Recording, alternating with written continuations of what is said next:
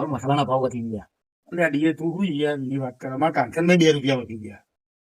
હવે હું કરતી ગયા આપણે હોલણ બાબા એમની જોડે જઈશું.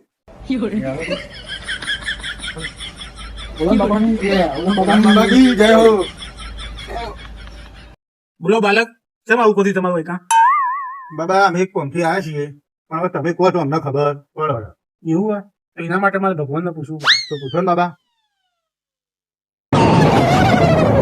ભાઈ ગુલામ બાબા બોલું લે. જય હો હોલણ બાબા કી જય હો. હોલણ બાબા કી જય. તમે મસાલા પેન્શન માટે આવ્યા હો. સાચી વાત છે બા. હોલણ બાબા કી જય.